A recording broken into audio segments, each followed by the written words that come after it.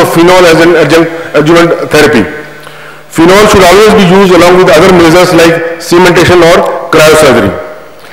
Talking about hydrogen peroxide, these are the studies available in the literature. It is used as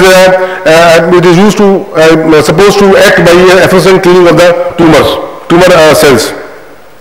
This is a study which has been done on hydrogen peroxide. Now, coming to the final decision, as far as adjuvants are concerned, cryosurgery provides the highest cure rate and lowest recurrence rate. However, it is difficult to handle, can damage thyroid tissue, but if you have facilities, please do use it. Phenol and hydrogen peroxide are readily available and can be easily handled. These two agents must be used in all cases of extended curettage in GCTs. Now, after excision, what do we do for reconstruction? The two options available to us are arthrodesis and prosthesis. Prosthesis has an advantage of joint mobility and almost immediate weight bearing. But the thing is that in the GCT occurs in a younger age group and the life expectancy is normal. So chances of revision are very high, particularly because these tumor processes are different from the routine processes. They fail earlier than the conventional processes. And then we have the cost of surgery and the repeated surgeries. This example of a GCT of the upper the humerus treated by a mega prosthesis. A good hand function, wrist and elbow are almost normal. This is immediate post-op. Talking of arthrodesis, it ultimately gives rise to stable but fixed joint. There is no revision is required. The disadvantage is the gait is altered, inability to squat. This handicap may be acceptable to our patients once they are told about the need for revision surgery in case joint replacement is done. This is an example of a similar case, such a case, a recurrence of a giant cell tumor in the tibia which was operated, and this is the video of the patient. I hope it works. जब हम बुलाएंगे ना, ये किताबें लेके आए, ये books लेके आए.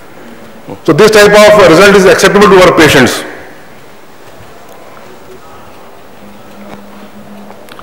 Now talking of unresectable tumors, difficult sites like spine and proximal sacrum, or situation where there is a major limb loss if we try to excise the tumor.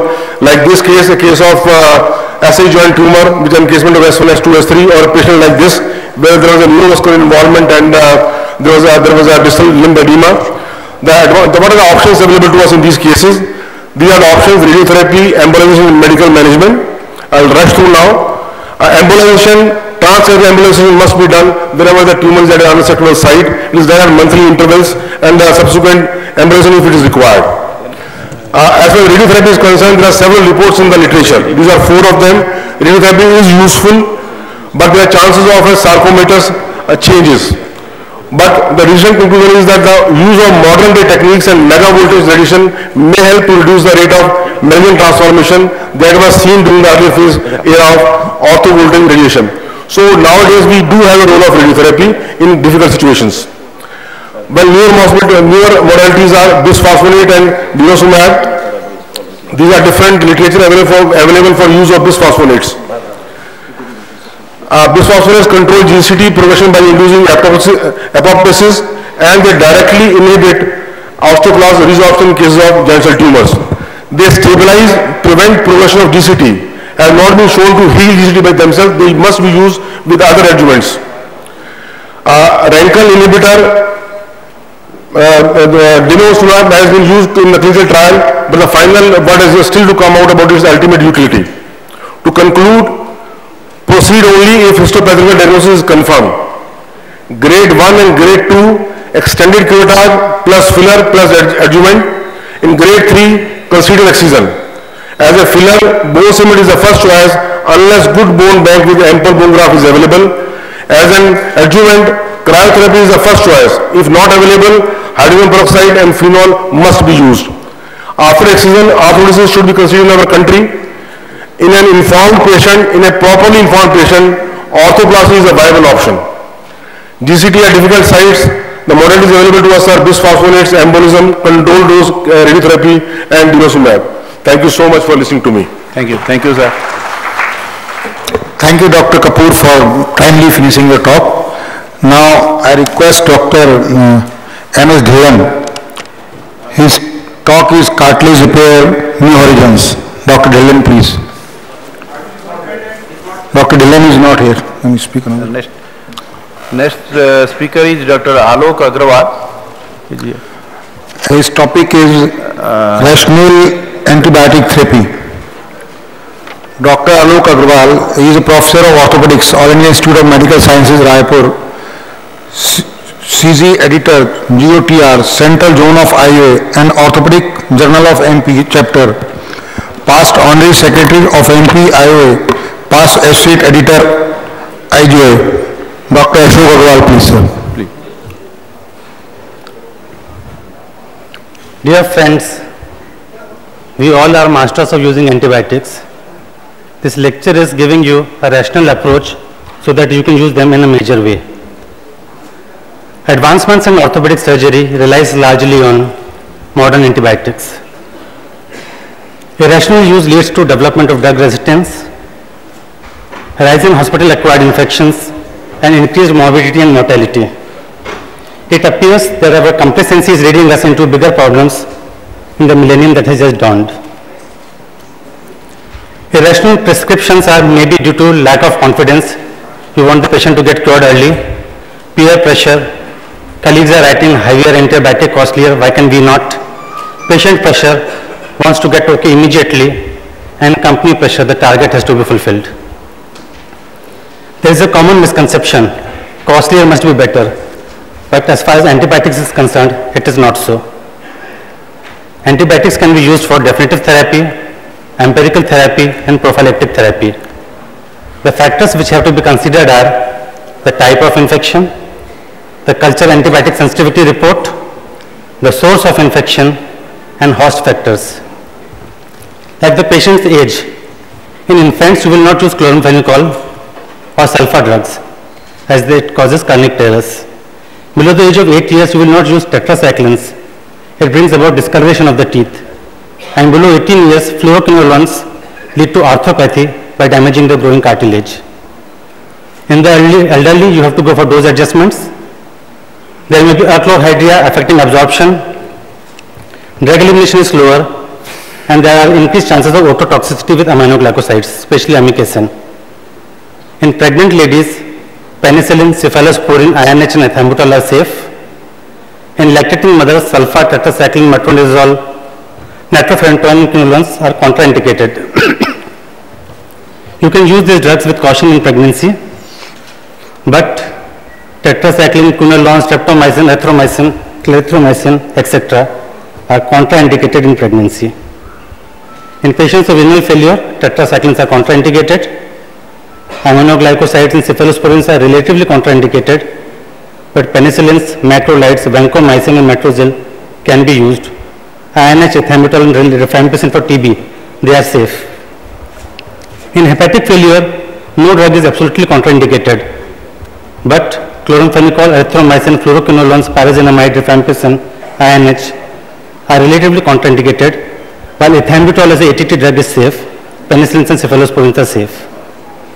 You have to use bactericidal drugs in extremes of age, HIV infection, diabetes mellitus, neutropenia, splenectomy, and patients with cancer and blood dyscrasias.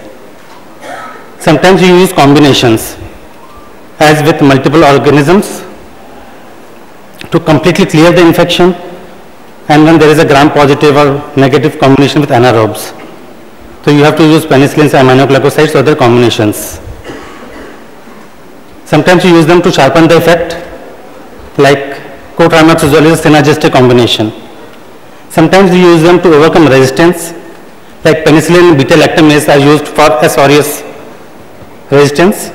The combinations available are ampicillin, sulbactam, amoxicillin, clavulanic acid, ticagrelor, clavulinate, and piperacillin, tazobactam. Nowadays, people are using a lot of piperacillin, tazobactam. It can be used for E. coli. But as far as Pseudomonas is concerned, this combination is inhibitory and you should not use it. Then there are irrational and harmful combinations, like using bactericidal with bacteriostatic drugs, drugs with similar toxicity, and non-existing infections being treated together. Antibiotic resistance will develop if there is an inability of the drug to reach the organism, if there is inactivation of the drug and alteration in the target. And this resistance will be acquired by mutation, which passes to the next generation by horizontal transfer or in other ways. Now we are commonly using prophylactic antibiotic therapy. The basis is, in the first 24 hours, infection depends on the number of bacteria. In the first 2 hours, there is the host defense mechanism which is active. In the next 4 hours, the number of bacteria remain constant because being born and dying are equal. This is the golden period, and this 6 hours, if you use the antibiotics, you prolong this period, and that is the basis of prophylactic antibiotic therapy. It should be safe, bactericidal, effective, and it should be effective against common bacterial on skin like S. aureus and S. epidermidis nowadays, and also E. coli in Proteus organisms. So first generation cephalosporins like cefazolin, relatively non-toxic, inexpensive, effective against most potential pathogens, more effective against S. epidermidis than the semi-synthetic penicillins. But if there is penicillins, efficacy is not good, then you go for clindamycin, and you can use vancomycin, but not as a routine for prophylaxis. A prophylactic antibiotic has to be given ideally 30 minutes before the skin incision. You have to give the maximal dose and repeat it every 4 hours. But if the surgery is going prolonged or the blood loss exceeds 1000 ml, you have to give an added dose. Don't give it after 24 hours, even if drains and catheters are in place, because it will lead to thrombophlebitis, allergic reactions, superinfections, and drug fever. If you use them longer than 4 days, there will be increased bacteremia and IV line infections in patients in the ICU. Sometimes you want to use a topical antibiotic, then it should have wide spectrum, no local irritation, low systemic absorption, low allergenicity, minimal potential to induce bacterial resistance. It should be suspendable in a physiological solution, and triple antibiotic solution is ideal. Now, what are the risk factors for infection? If you have used an antibiotic in the preceding year, if there is close crowded condition, the skin is contaminated, the skin integrity is compensated, there is frequent skin to skin contact, there are shared items, and suboptimal cleanliness. Nowadays there is a problem of antibiotic resistance like MRSA in 50% of the cases, vancomycin resistance, and MRSA is usually seen in hospital settings in long-term care facilities. It is becoming common in young healthy individuals who are working there, and there may be a mortality of 20%. It has been found that 3% of MRSA is in healthcare workers. Among orthopedic surgeons or residents, you find high level of MRSA. Even the junior resident has got it in the same level as in the institutionalized colonized patients. And so you have to go for hand hygiene for prevention of MRSA and universal decolonization of patient with mupirocin before going for total joint replacement and spine surgeries. So the treatment, go for antibiotic testing, give intravenous vancomycin, daptomycin, gentamicin for injections. In necrotizing fasciitis, you can go for clindamycin, gentamicin, rifampicin. You have to give a prophylaxis, and if there is an abscess, you have to drain it. You have to consult infectious disease consultant. Now coming to the roots of antibiotic infection, oral use is good, but if there is a high demand, you have to go for IV applications. If you want a local concentration nowadays, local delivery agents are being used instead of giving systemic antibiotics.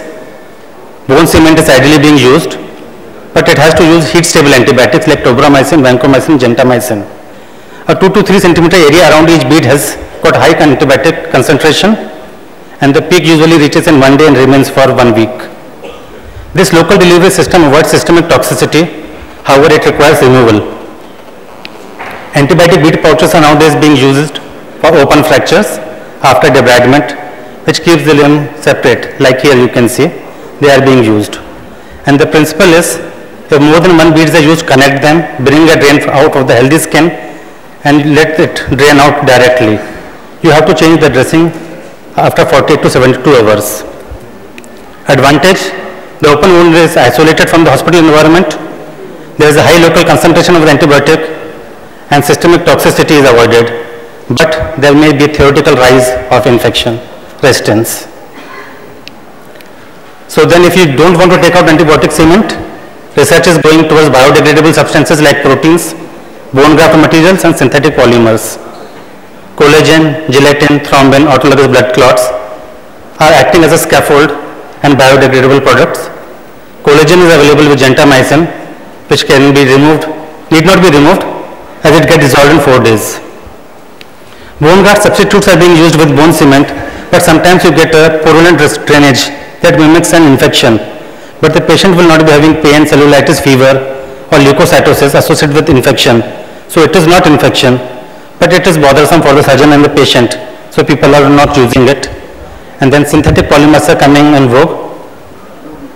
Polylactide, poly-D-lactide co-glycolides in animals, and in humans we are using lactic acid polymerase, which gives a high concentration of quinolones for up to 60 days with the highest peak on 15 days. So this is a biodegradable system. You can give local antibiotic delivery also by adding piperacillin and vancomycin to bone grafts. Now which antibiotic for bone cement? Heat stable. Quinolones should not be added. They have got a detrimental effect on chondrocytes and fracture healing. Tobramycin should not be added. It decreases cell replication. Vancomycin should not be added because it leads to local osteoblast activity reduction but less than aminoglycosides. And rifampicin and quinolones prevent bone regeneration, so never to be used. We have to contact an infectious disease consultant who can guide us for this purpose. Negative pressure wound therapy systems are coming so that there is no drainage and the wound remains healthy.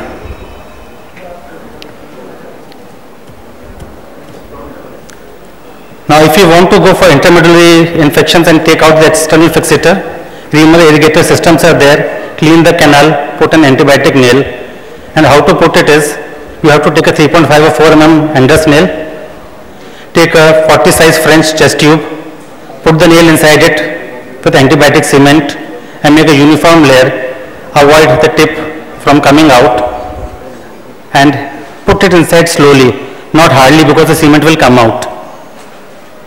And this is the removed nail. You can see how smooth it comes if you are using a size 40 chest tube in which it is being inserted in an Enders nail. Antibiotic irrigation does not have a definitive role. Some studies have shown a decreased colony count, but it will not eradicate. For intramedullary reaming, closed suction drains of Luttenbecks are available, which give antibiotic levels and you also give suction. They can be followed. And you can have adjuncts for therapies like hyperbaric oxygen for chronic osteomyelitis. You can use growth factors, bone morphogenic proteins, platelet-rich plasma as adjuvants, and pulse electromagnetic fields and ultrasound. They are shown to break the glycocalyx layer and prevent infection in implant associated with glycocalyx. So my last slide is how to promote rational use. Educational programs like I am giving today, availability of clinical pharmacy consultants, control of contact between medical representatives and staff physicians for various sponsorships, restriction of hospital formulary to most needy antibiotics, appropriate selection of sensitivity tests for organisms and site, automatic stop orders for specific high cost agents, and a written justification why you want to use a high cost agent which is not available in the hospital. So thank you for patience here. Thank you, sir. Thank you, Dr. Ashok. Now the house is open for the questions.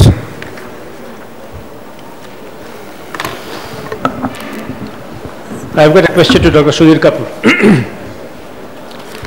Dr. Kapoor, talking about fillers, you have said after evacuating a large tumor, you fill it with either bone graft or bone cement.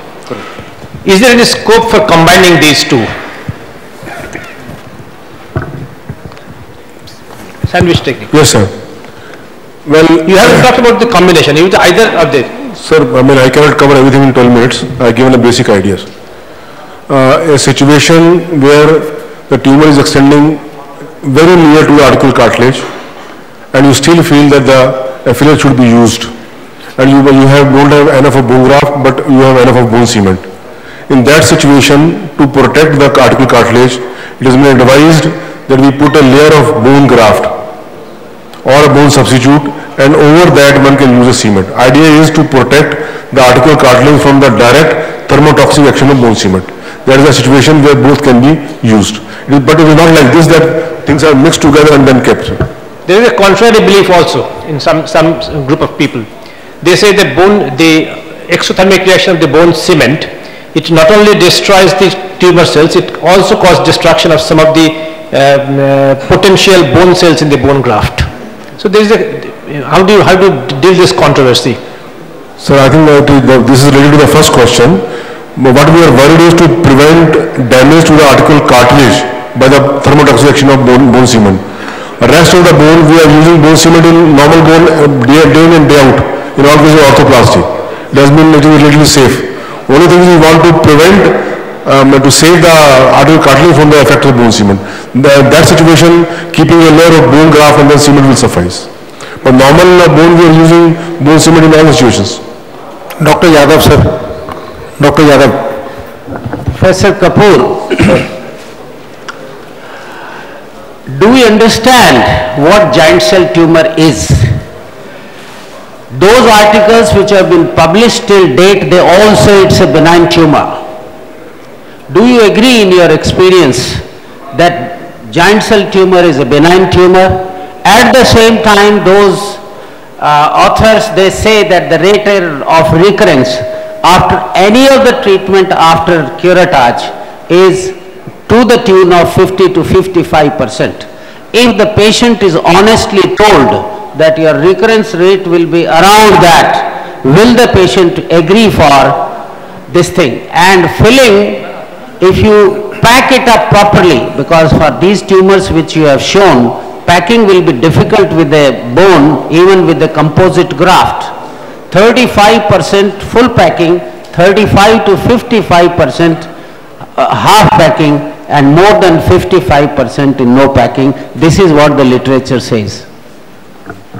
I'll try to answer the questions you have told. As far as the degree of malignancy of giant cell tumor is concerned, according to the world literature, it is a locally hostile tumor.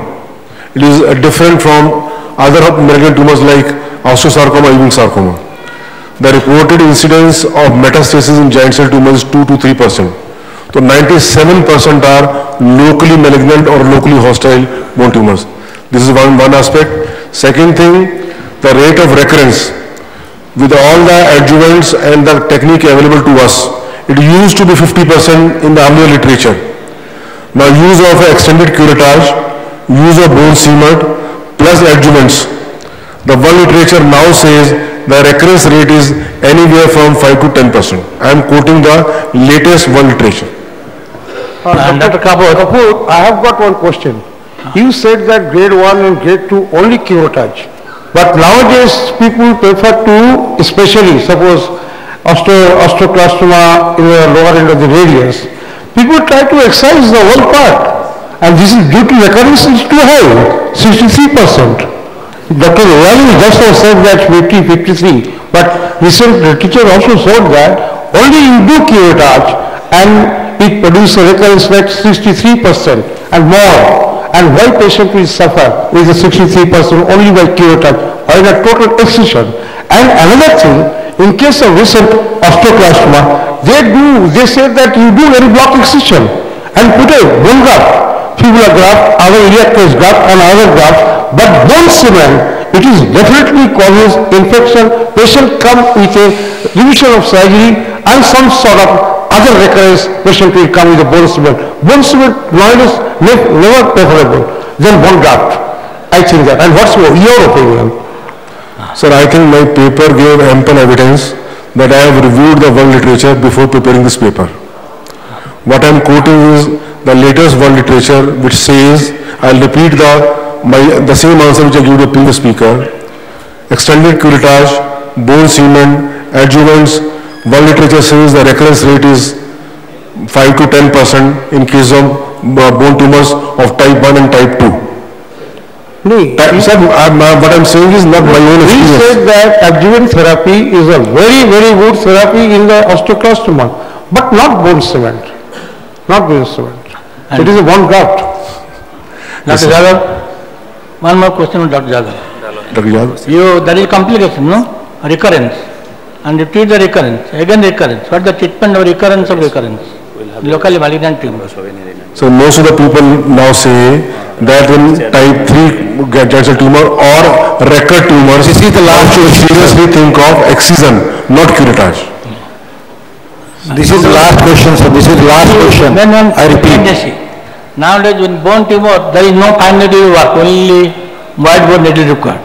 So that literature says, fine comes, it is fast It is inexpensive, it is non-traumatic, it is easy to evaluate. When you treat the student till 5 needle, when they refer to pathology, needle aspirant cytology, sometimes you wide go to get it. And third is Dr. Agarwal. Oncogene gives the oncology. Oncology comes to oncogene. Oncogene was discovered by Harold Burmese and Mitchell Bishop. They are told it is not infective. Gene multiplies the cell, the abnormal multiplication gives malignancy. The tons of antibiotic were given to us, the chemotherapy, surgery and radiotherapy, 3 criteria, but this antibiotic was secondary, not the thing, clarified. Sir, this is the last question. No question will be entertained now. Doctor, please answer this question because we are getting too late and chief guest will come and we have to prepare till 6 p.m. So please, I request you can ask him personally. A very small question to Dr. Kapoor. What is your experience with denosumab, the new drug which is coming for GCT? I have no personal experience. Clinical trials are going on and last word is yet to be said about this drug. As far as Dr. Pradhan's question is concerned, they have done a study in which they have found that the local cattle which is going with the antibiotics excreted by us, their bacterial flora are getting genetic changes and creating resistance in the bacteria for our medicines also. So genes are there which get modified and they go from one bacteria to the other in the coming ages to come, and that continues. Thank you. Thank you, sir. Please accept yourself. Now it is our duty to hand over the moment to our esteemed speaker.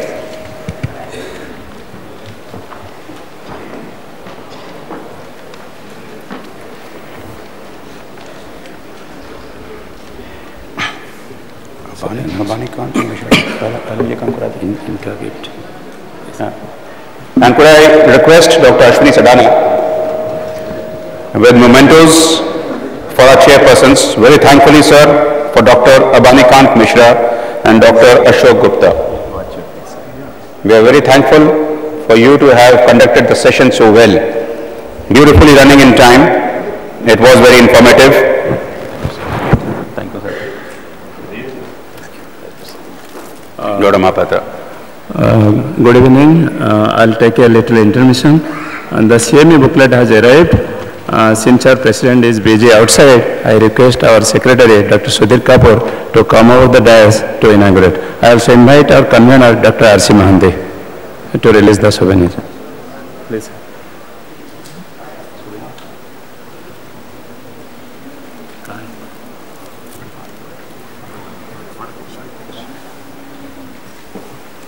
What's your step, sir? Sir, my question.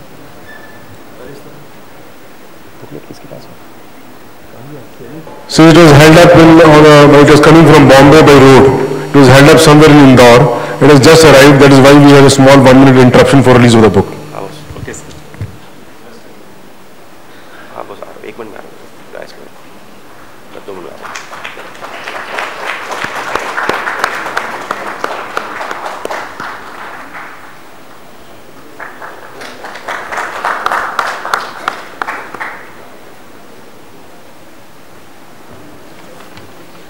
And the last session of the evening, that is research. I would request our chairpersons, Dr. Jagannath Sahu and Dr. Shailendra Bhattacharya, to take over the session, and please do manage at your best so that we can keep our time well. This book will be available in the registration counter for all delegates. This CME book would be available at the registration counter. You can pick up your CME book at the registration counter for all the delegates.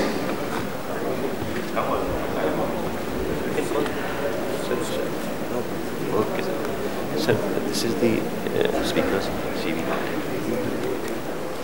Dr. Shailendra Bhattacharya, I feel would be missing. Could I request Dr. S.S. Yadav, I have just seen him here, we could use your expertise as a chairperson, sir. Could we request you to the fore? Thank you, sir.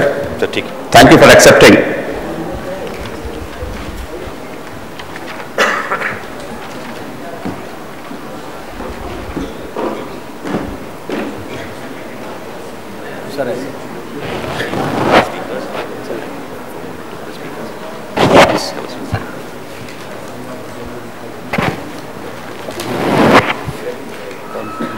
आप बुलाइए। Doctor पराग संचेती पराग नहीं है? Yes yes आप पढ़िए। Thank you, Chairperson sirs. It's indeed a great privilege to be speaking here today on the topic which is close to my heart and what is research. Before I begin, I would like to thank the Odisha Orthopedic Association for this opportunity, especially Dr. Mahapatra, Dr. Shailendra Bhattacharya, Dr. Mehra, and the whole team for this. May I have the first slide, please? So, can we put the first slide?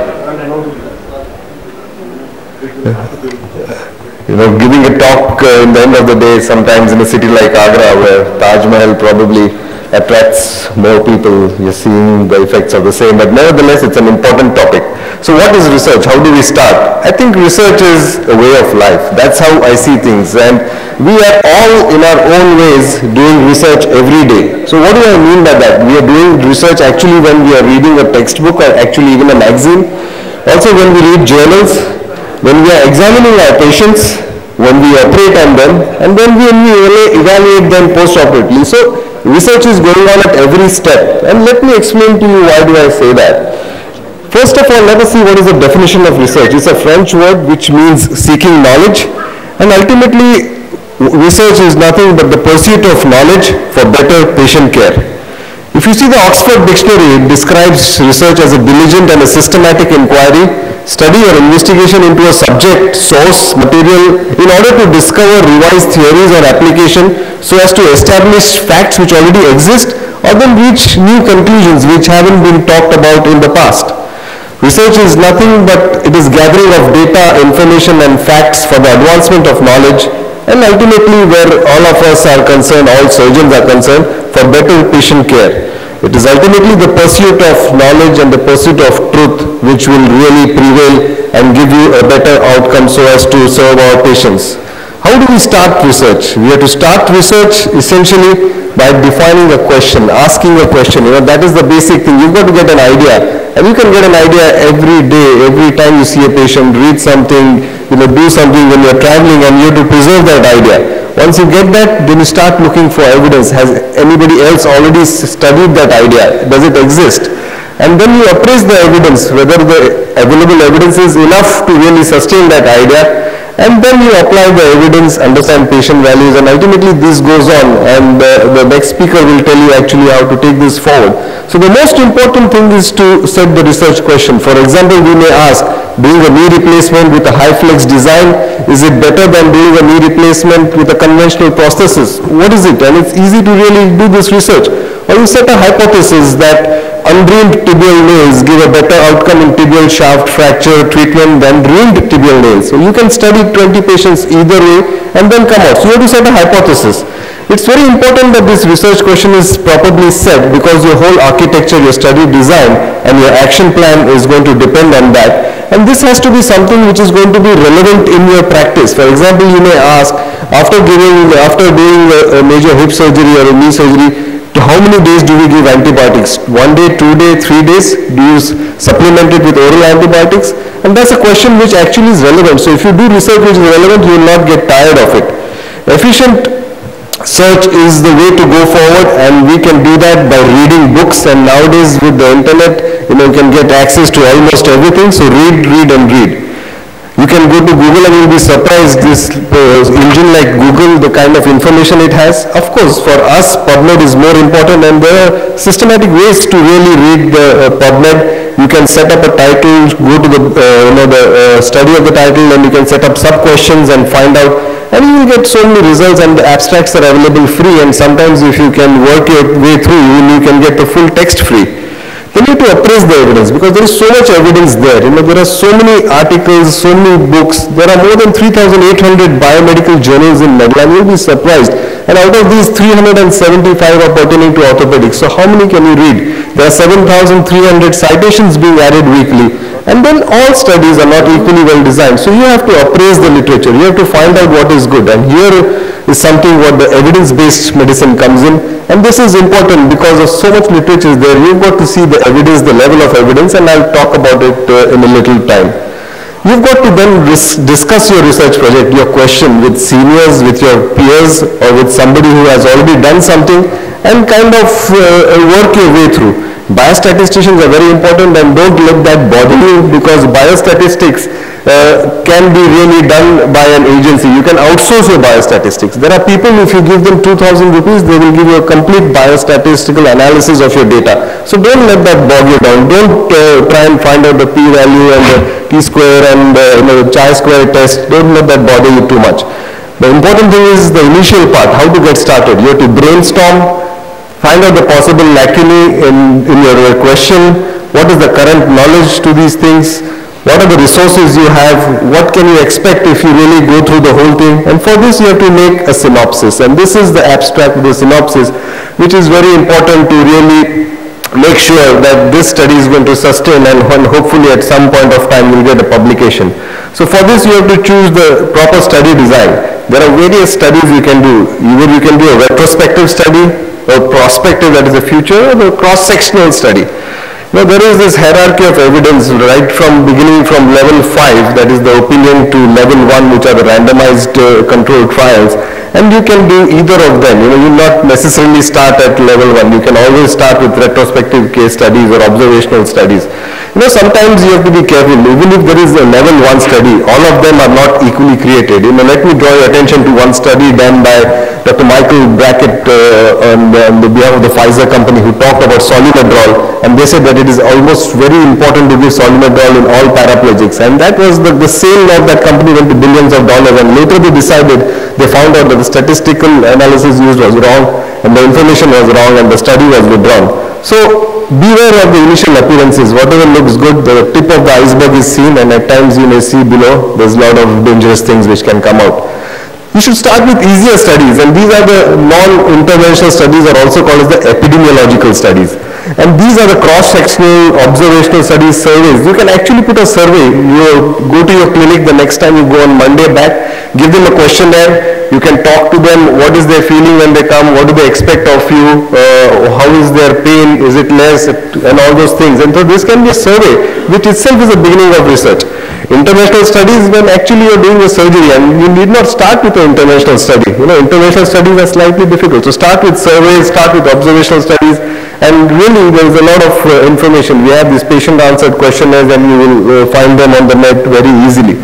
The important thing is to fit the question to what population we are looking at, find out the intervention, comparison, outcomes, and let me give you an example of this. So the population, if I want to study patients with severe OA above the age of 60, so your group is defined. The intervention, I want to do knee replacement, high flex knees. My comparison is with TKR with conventionally available designs. And I want to find out at the outcome of at the end of 1 year, how much range of motion I've got. So this is the PICO format, PICO, and it's not very difficult. Tomorrow you can do this. And you can send it to the Indian Journal of Orthopedics, and Dr. Jain has done pioneering work. You go to that website, and really that is an indexed journal, and really Indian Orthopedic Association must be proud that its journal is indexed. So this is something how we can really start. Basically what you have to do is ask the question. That's the most important thing to get started. Search the literature, absorb the ideas, assimilate your thoughts. And then what you need to do is discuss, as I said, discuss with your peers, seniors, and then you educate yourself. You can attend workshops. I was really surprised when yesterday's workshop, which was organized, had only 10 or 12 registrations. That's the kind of thing. Even people are coming to you, all of us have to take that. You have to attend workshops, seminars, and take that, and then slowly climb the evidence ladder. Don't be in a hurry. Mistakes we make when we try to do it alone. We don't try to do help, and then we say, no, research is nothing, it's so tiring, it's humbug, and it's really not going to benefit me. When you try to run before we walk, and I'll tell you in a minute what it means, and starting research without proper preparation, you don't have the statistician in place, you don't have the data in place, you just have few patients, you don't have the records, and this is what is going to really frustrate you, and you're going to stop doing research. Also, when we are trying to run before you walk, that means when we try to do a randomized control study before doing even a case series or a retrospective study. So don't be in a hurry, climb the ladder stepwise. Always ask the question, acquire the knowledge, appraise yourself with the available literature in an evidence-based fashion, apply it to your particular study, act on it, and ultimately, what is important is the research begins and ends with the patient. So keep your patient always in mind. So it's important to identify the research area, do the research study, carry out the research, and proper methodical study design, and the best and will always come when you get a publication. And I can tell you the joy when you get your first publication in a peer-reviewed journal. It's unimaginable. It's like ecstasy. So to conclude, I would like to say that research is like having a baby. The initial part of conceiving a baby and the act is fun. The gestation period is long because things can go wrong. You may have to abort the pregnancy because of various reasons. The labor is painful. Things can still go wrong, and we know all can go wrong. But in the end, when the baby is born, in the end, when you get a publication, you are the happiest person in this world. So friends, start doing research. It's really fun, it's satisfying. Start it now, because tomorrow never comes. I thank you very much for your kind attention.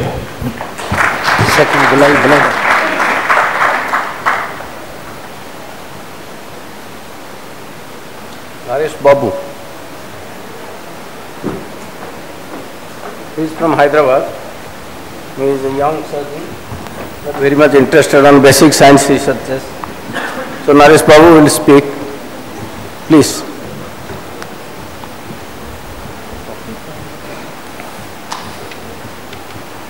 आपके पास होगा topic?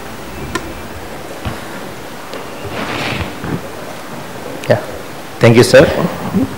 Good afternoon. At the outset, I would like to thank the Odisha Orthopedic Association for giving me this opportunity. I feel it is privileged, and then I just speak on planning and executing a clinical research.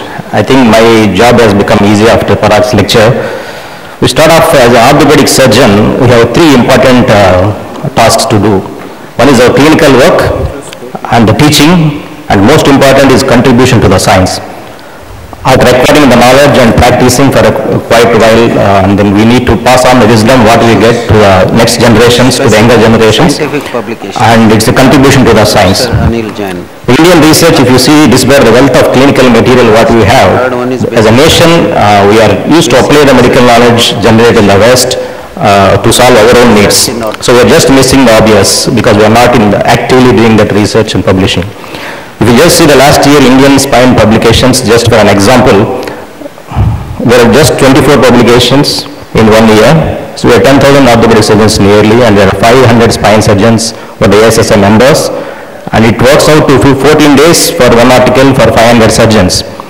So if you put a crazy calculation, it's like the amount of time each of us spending on research is 50 seconds per year. So the common statement is we would love to do, but we lack the time to do it. It's understandable by the size of the population and the treatment clinical load which we have, but how our neighbors are doing. If you just see China, the country-wise publication growth in 2013 it is somewhere around 15%. It's estimated to escalate up to 25%. But if you see the publication load and the generation of forecasted country share of India just stays at 8%, and it continues to stay at 8%. There is no high increase. So what we lack is an incentive. We need an incentive to do research. Incentive is one which keeps us running to do this. So once you have passed this stage and you want to do a study, first thing, as Dr. Parag said, we need to find what interests you. Step one is to find what area interests you. It is like we get a lot of ideas while doing our regular clinical practice or following our patients. And then when you get an idea, then we need to think about the idea. It's not very difficult to get an idea with the patient load what we have, and especially the orthopedics as a principle itself, there are divergent opinions for each single problem. So if you see simple tibial fracture can be treated multiple ways. This setting of huge population load and the divergent opinions is the perfect setting for us to do a clinical research. What we need to do is to formulate an hypothesis. What is an hypothesis? Thesis is one that the position what you believe represents the truth. And the hypothesis is the foundation on the top of which we build your thesis. So once you get a great idea, it is the greatest ideas are worthless if you keep them to yourself, and you need to, your thought has to put into action, and you need to go on to study what you want to actually study. Then the step 2 is to ask a research question. You need to ask a question. The research question has to be very specific. And the good research problem is one, after research, more people will be doing the same thing what you have done, and you have opened the door for us. And after the research, nobody can improve it, that you have closed the door. That is a perfect good research problem. If bad research problems are the one where nobody will follow the research and nobody cares what you do the research. You need to have a good research question and what you need to answer, and it should be very specific. And the art of science of knowledge is by asking the question. But culturally, as an Indians, our culture is we are lacking the research. You are asking a question. There are some good habits which have been described as a boy. You need to get up early in the morning. You have to brush your teeth. If you are playing and if you are experimenting with some equipment, it is considered as a bad habits. That's why experimenting and asking a question has been a problem in Indian culture itself. Once you find out in a question, then you need to go into further details of searching the literature and go into the greater depths. It helps you to understand the problem better, and also it helps you to how to answer the question what you had in your mind and what other people have already researched on the particular topic which you are going to study. And you won't be surprised that you are not the first person to having this greatest idea, but you need to continue to do the research. There is a way to read the literature. There is a proactive and passive reading. It is not just enough to read the paper as it is. You need to read it with a critical attitude and according to your own agenda rather than what has been written. Some of the good articles as written by the good subjects, you will be actually forced into the area which you don't really understand. So you need to have your own agenda of reading the paper, reading in between the lines what is already said, and also important to know what was not said in the paper, which is your own source for the next research. So the path is the one which is very important. The research is what everybody else has seen, and to think what nobody else has thought. So we have to change our path in asking a question and then change the direction to have a different attitude towards a research question. The rule number 1 for innovation is to break the rules. History is usually created by the people who break the rules. So you start with a different idea of thinking the particular situation and then having a problem. So you define a question and then start reading about it. The guide for reading is you have to first read it to the outer circle, which is the articles surrounding the problem which you are going to study, and then you study the middle circle, which is articles about the particular type of problem which you have in your mind, and the inner circle is about the specific approach what you consider exactly fitting into your mind. And then it means that you start reading generally and then focus on the particular topic which you are going to read. After reading, you may find out that your idea has been already studied.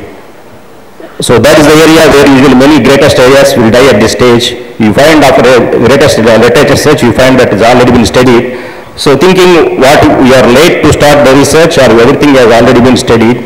And it is important to know that what has been already studied is already published on the similar topic. The quality and the level of evidence published is also very important. Say for an example, if you want to study the treatment of burst fractures, if there are multiple case series already published in the literature, it is not worth studying one more case series. So it is good opportunity to conduct a first comparative study on the surgical versus conservative management of these fractures. If these are already multiple comparative studies, then conducting a randomized control trial is a good idea. If you find already multiple randomized control trials are published, then look into the sample size and power of the previous studies, and there is a good chance to perform a meta-analysis of these existing RCTs. If you find that previous studies are of small sample size, you can conduct a large RCT, and that's the way you go about. For this, you need to know the level of evidence for each thing. Level of evidence starts with the lab test first, and then the animal experiments. Then you get ideas from the editorials and opinions written by the experts. Then the case reports, case series, and case control studies and cohort studies. Then randomized control trials and then meta-analysis. You need to know the level of evidence. You have to start somewhere, and then depending on your data which you have, we can conduct a study. The randomized control studies are the one where you divide the patient population into treatment group and control group, and then follow them up and compare the results. Cohort study is the one you have two different groups of patients, patient population, you follow them separately and then compare. Case control studies are the one where there is one patient, one is a disease patient, like a cancer patient, other one is the comparison patients. You follow them and take interviews and histories of these two patients and then compare the histories and draw to conclusions. So the flow of thought should be like, here is the problem and it is an interesting problem.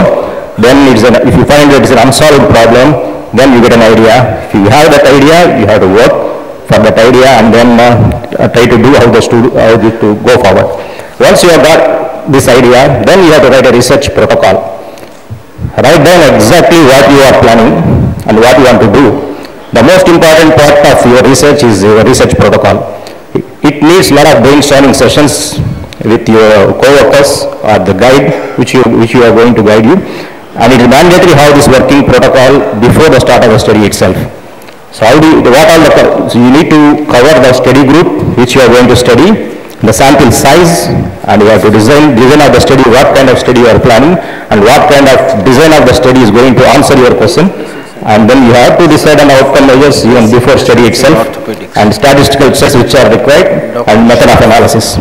Once you have planned the protocol, you have to execute the protocol for some time, and then assess and then refine your protocol. Once that is done, you are set for the research to continue. So when to involve a statistician? It is an integral part of clinical research. Statistics are most of the studies are greatest results have been acquired by the statistics, and many conclusions of clinical research are based on statistical analysis, but they are often misused and overused. This is basically because of poor communication between the orthopedic surgeons and the statistician. So awareness in basic statistics is a must for an orthopedic surgeon because you need to judge what is statistically significant, is really clinically significant or not. Because statistics just give the values, it doesn't mean that all statistically significant issues are clinically significant. So what type of statistical tests you need to do? Some basic tests, like if you are comparing two groups, then its best test is a t-test. If you are comparing more than two groups, it's better to use a ANOVA test. If you are measuring the association between two variables, Pearson correlation coefficient is the best thing. And if you are trying to predict an outcome out of the study, then the regression or multiple regression analysis is a forward or linear regression has to be done. Then we need to find out whether it's feasible and ethical or not. Feasible in terms of equipment what you have, expertise what you got, the time constraints and the economical issues of the research, and ethical. It is very important to have ethical research and it is going to benefit the population at large or not. The science versus pseudoscience. Anecdotes do not make a real science, and scientific language doesn't make the science, and bold statements do not make the claims true. And conducting a study is the most important part other than preparing the protocol. Research is 1% inspiration and 99% perspiration, as rightly said by Dr. Parag. Many researchers die due to poor conduction of the study and lack of continuous monitoring of the study. So we have to avoid ambition paralysis. We have to continue to go further and get the results done. After that, once your results are ready and you analyze the results, then writing the paper is very important. Doctor, your time please wind up. I just conclude, sir. So writing a paper is you need to get an idea, do research and write paper. But instead, you can also get an idea and write paper and do research. This focuses you to be better and focused. So finally, try to enjoy it and then don't give up. Thank you very much. So next speaker is Professor Saraf from Banaras Hindu University.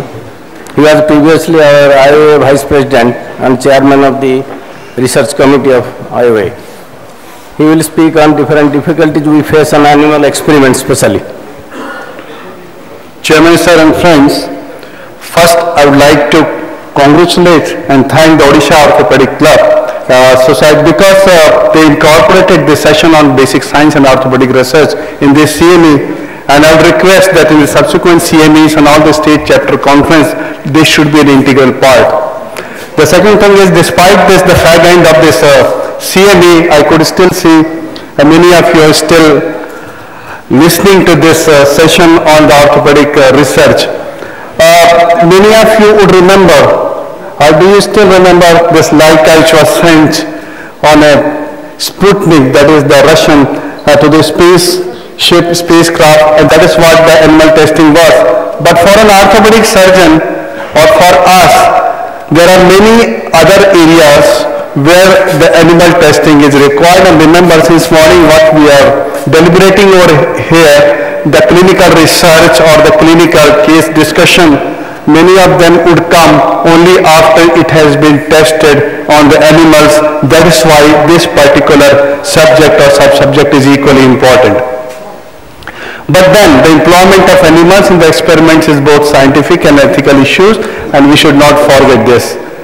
As far as we, the orthopedic surgeons, are concerned, there are various applications like the newer biomaterial, chemotherapeutic drugs, stem cells, cartilage, testing joint replacement, fracture fixation, and these are the various areas which are so relevant to us, and without this, probably without testing on the animals, we cannot proceed further. Then the question comes, how are we going to select the animal? It may not be very easy. The animal model is the one in which the anatomy and physiology should match the specific study design. The pathogenesis and disease progression should be parallel, that of the human.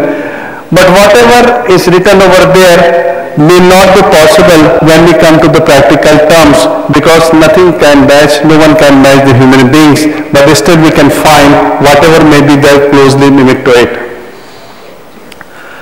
And when you select the animals, there are some other factors also which are important, like the cost, facility to handling the animals, resistance to the disease.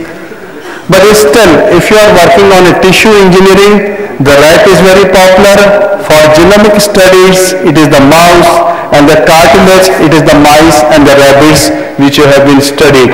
That's what the animal you will select if you have to carry out those subjects. So in short, we'll say the rats, mice, rabbits, these are the various animals which have been studied. The invertebrate animals are preferred, and the rabbits are probably the most popular one because their reasons, very easy handling, the cost, and the benign nature of them.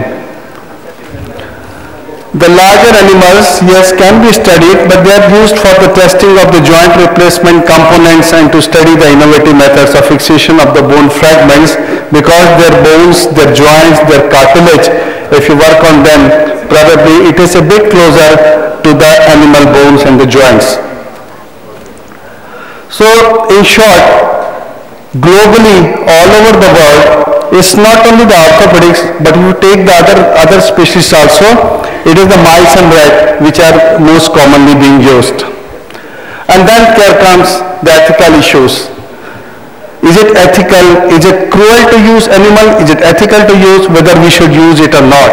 And the reason being, there are a lot of organizations like PETA who have taken the help of many famous persons who have joined these various organizations.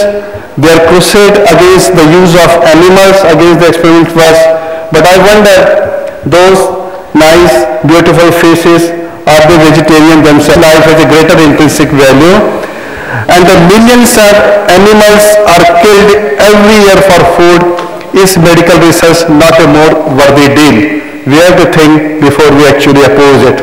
So the issue comes, is it ethical to allow humans to suffer from injury and disease when treatments and cures can be discovered through the animal research? Well, to balance it, I would say the follow certain guidelines and then you can carry out. And what are these guidelines? The animal should be used in research only when there is no suitable alternatives.